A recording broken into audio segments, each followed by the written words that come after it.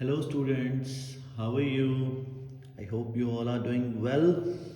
So, my dear students, let us start a new chapter that is first aid. Okay, first aid. So, first of all, as the name of this chapter is first means सबसे पहले and aid means the help. Okay, first aid. First का mean सबसे पहले जो काम होता है first and aid means help. So वो हेल्प जो सबसे पहले दे सकते हैं हम when when there is any kind of accident happens. Okay, जब भी कोई एक्सीडेंट हो जाता है, एक्सीडेंट का मीनिंग ये नहीं होता कि कोई वर्स सड़क पे होने वाला एक्सीडेंट हो, जो क्रैश होता है वही एक्सीडेंट है. Accident mean anywhere, like we are in school, someone fell, और वी आर एट होम, अगर कुछ भी बर्न या कुछ हो जाता है, टाइप ऑफ जो भी इस तरीके के एक्सीडेंट्स होते हैं जिनमें फर्स्ट एड हम यूज़ कर सकते हैं, वो अभी आपके इस चैप्टर में आगे आएंगे. ओके, सो फर्स्ट एड, इसका देखिए डेफिनेशन भी है यहाँ पे. That is the help we can give an injured और sick person until a doctor arrives is called first aid. जब तक कि कोई डॉक्टर नहीं आ जाता या फिर वो पेशेंट जो है उसको डॉक्टर तक या हॉस्पिटलाइज नहीं किया जाता, उससे पहले अगर हम कुछ भी हेल्प कर सकते हैं किसी इंजर्ड या किसी सिक पर्सन की, that is called first aid. Okay, so now let us think, let us move to the next, that is first aid box. What is a first aid box? तो भी first aid हमें पता है कि क्या होता है. तो फर्स्ट एड के लिए जो जो चीज़ें रिक्वायर्ड हैं उनको एक बॉक्स में रख लेंगे, then that box will called first aid box. ऐसा कुछ नहीं है कि मार्केट से आपको स्पेशलाइज कोई बॉक्स ही बाय करना होता है फर्स्ट एड बॉक्स बनाने के लिए. जस्ट कोई भी एक वेसल टाइप जो बॉक्स हो, जो उसको हम बंद करके साइड में रख सके. बस इसका एक जो मेजर थिंग इसके बारे में हमें ध्यान रखनी होती है, अगर हम घर पे कोई फर्स्ट एड बॉक्स बना रहे हैं तो उसके ऊपर एक रेड क्रॉस लगा देना चाहिए जो बाहर से विजिबल हो. Okay, Y?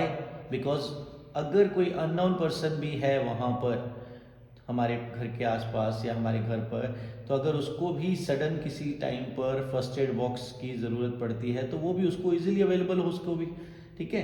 So where ever the इधर दिस द वर्क प्लेस और इधर होम और इन are vehicles, ongoing vehicles mean जो हमारे ऑटोमोबाइल्स हैं, अगर हम कोई कार वगैरह में हैं वहाँ पर, या बसेस में या ट्रेन में भी, वहाँ पर भी जहाँ कहीं भी ये फर्स्ट एड बॉक्स रखा जाता है उसके ऊपर ऐसे रेड क्रॉस लगा होता है, ताकि कोई जो पैसेंजर हो वो भी इजीली आइडेंटिफाई कर सके. अगर कोई इमरजेंसी है तो वो फर्स्ट एड बॉक्स तक, उस वहाँ तक वो रीचेबल हो.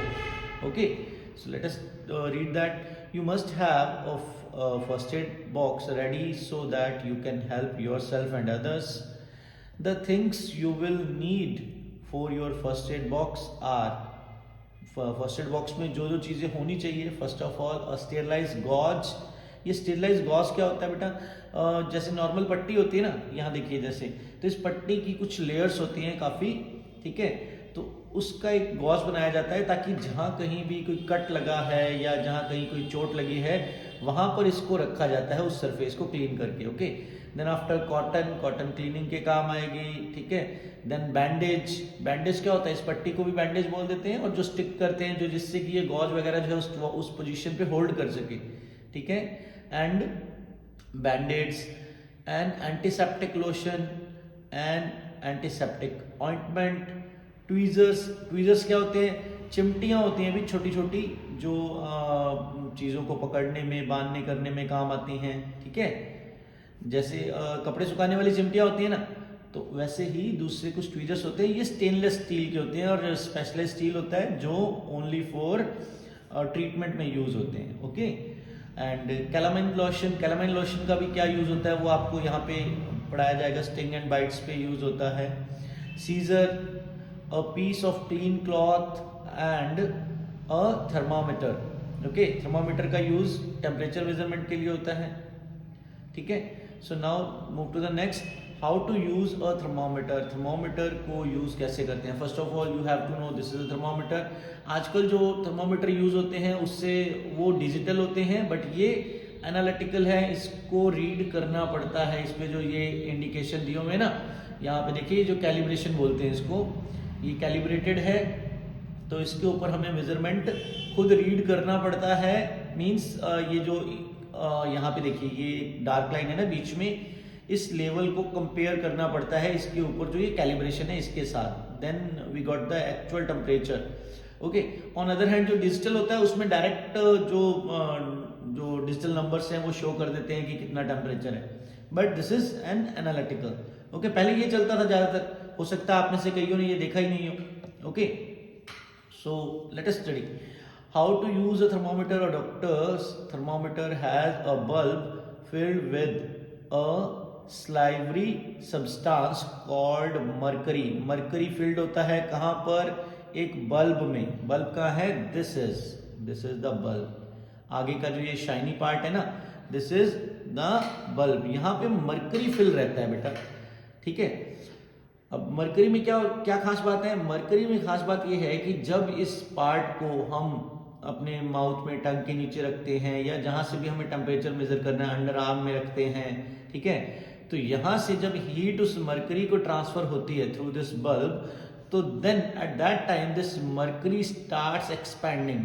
वो मरकरी जो है वो यहाँ से एक्सपैंड होना स्टार्ट होता है, ऊपर की तरफ राइज करता है इधर, ठीक है। When the mercury get heated, it expands and rises in a thin tube inside the glass of thermometer. यहाँ पर अंदर की साइड में एक थिन ट्यूब है। ये बाहर की साइड में देखिए, ये जो बड़ा ग्लास की ट्यूब तो है ही है, लेकिन इसके अंदर एक थिन ग्लास ट्यूब होती है जिसमें मरकरी एक्सपेंड करता है। When you want to check whether you have a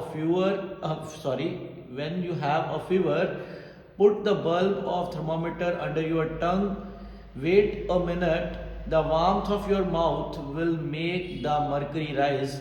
Take the thermometer out of your mouth and try to see the mercury shining inside the glass. अब read out कैसे करोगे, ये जो मरकरी का level जो rise होगा, ये जिस भी रीडिंग के पैरेलल होगा वो हमारी बॉडी का टेम्परेचर होगा। एक और बात आपको एक्स्ट्रा बता रहा हूं कि यहाँ पे देखिए, इसमें दोनों साइड में रीडिंग्स लिखी हुई हैं, इसके ऊपर भी और नीचे भी।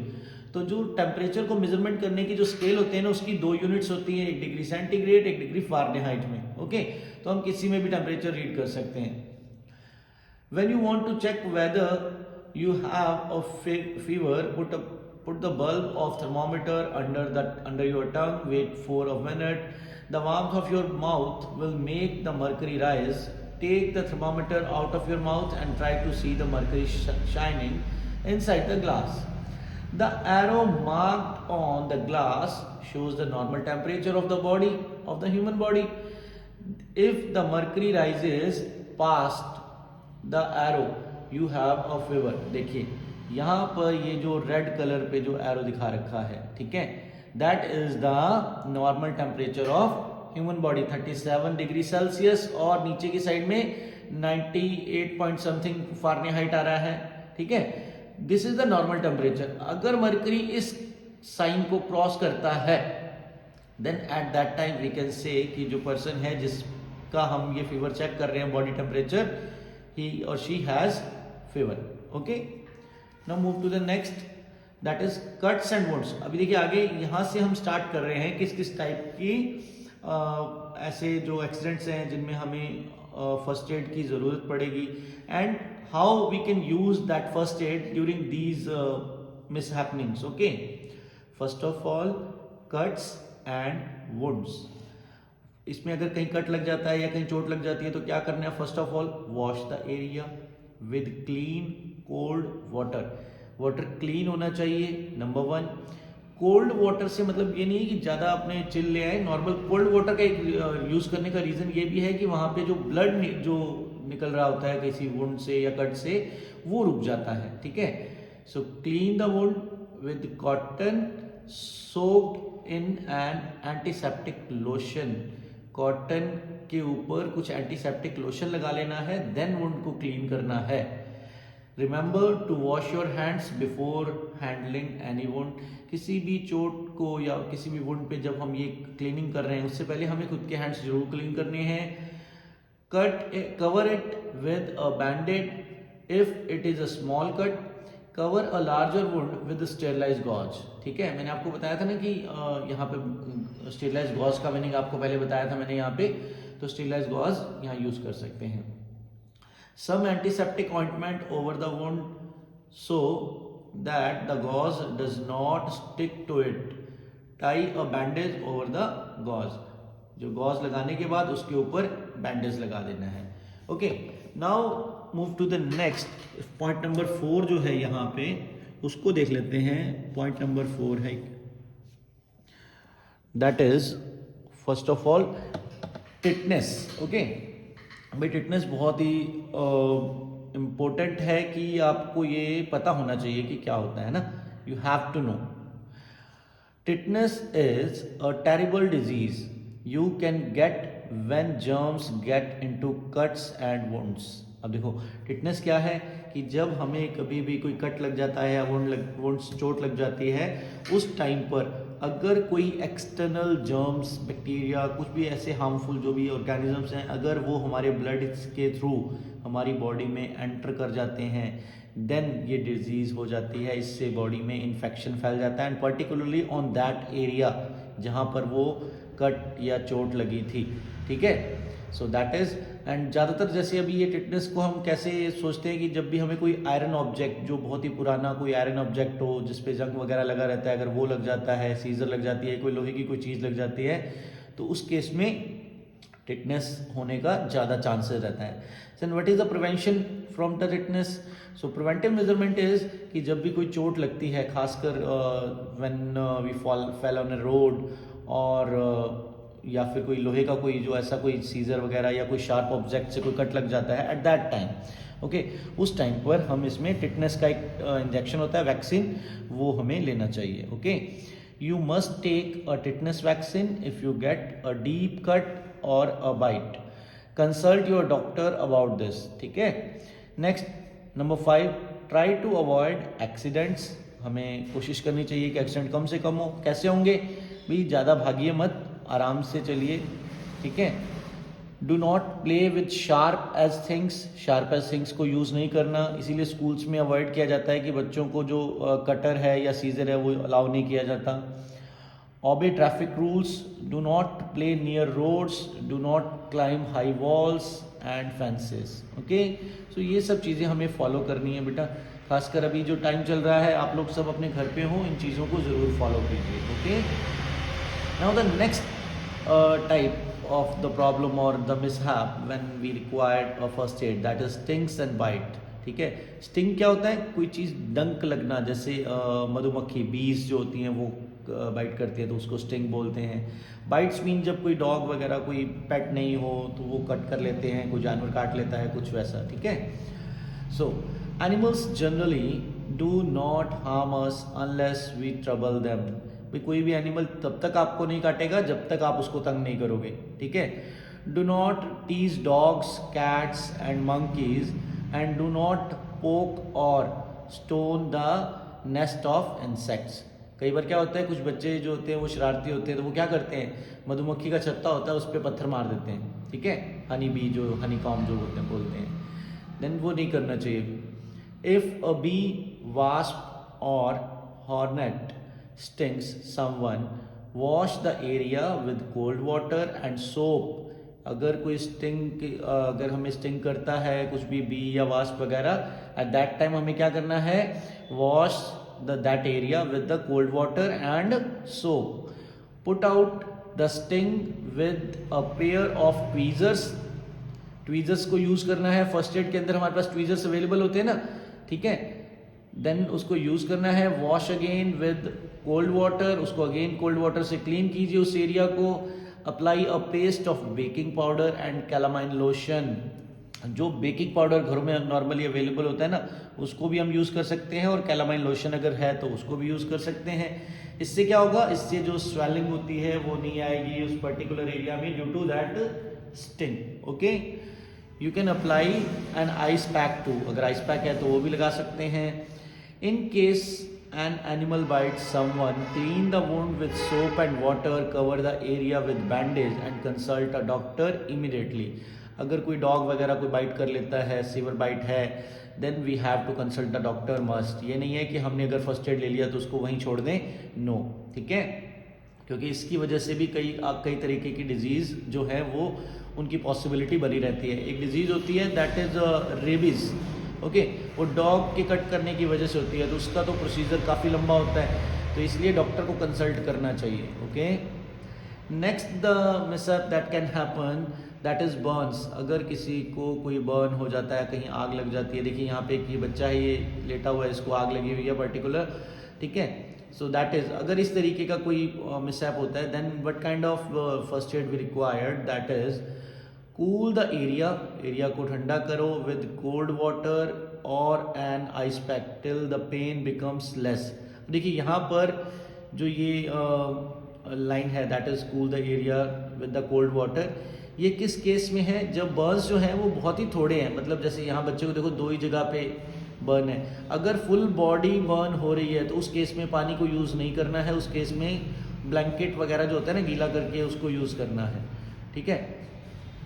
And then next is cover the area with the sterile gauze and a loose bandage. If the burns is bad, do not tie the bandage tightly.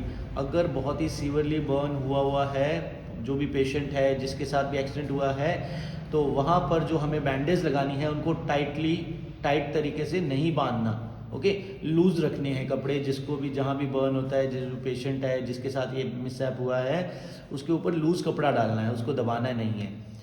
Do not apply any ointment, किसी भी तरीके का कोई ointment, spray, cream, oil नहीं लगाना, ठीक है।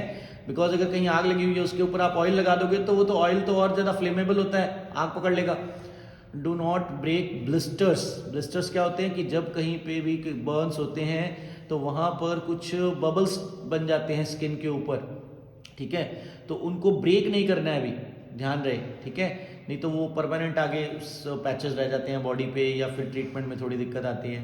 That is do not run if your clothes catch fire, भागना नहीं है, because if you are running then may be the chances that जो फायर है वो और ज़्यादा फैल जाएगी आपकी बॉडी पे, आपकी नहीं, मीन्स जिसको भी ये मिसहैप हुआ है।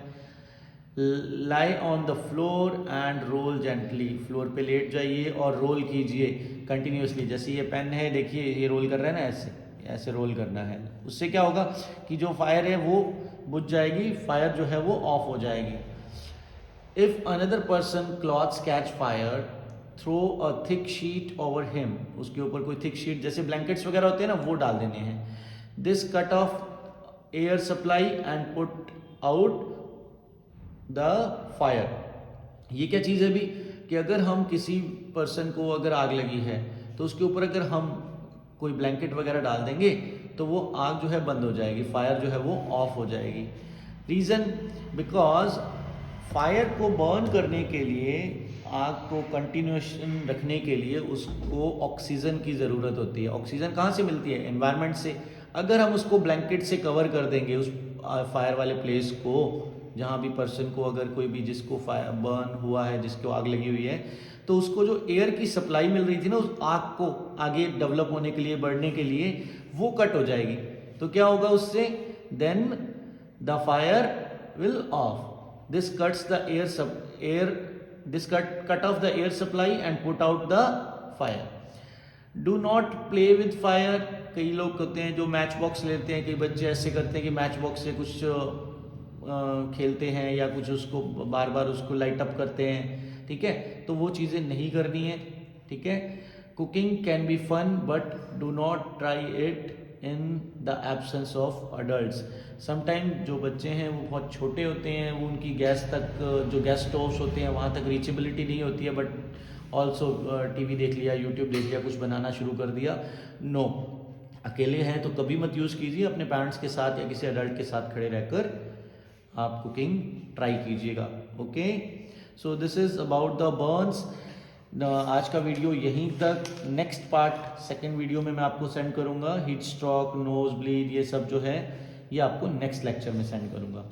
ओके बेटा, thank you, thanks for watching. And one more thing about this video, इस वीडियो में, this is on my YouTube channel, you can subscribe it for the further latest updates. जो भी मैं वीडियोस अपलोड करता हूँ वो उसकी अपडेट अगर आपको चाहिए, then you can subscribe this channel. This is ACC tutorial and I am Gurmeet Singh, your teacher. Okay, beta. Thank you. Have a nice day.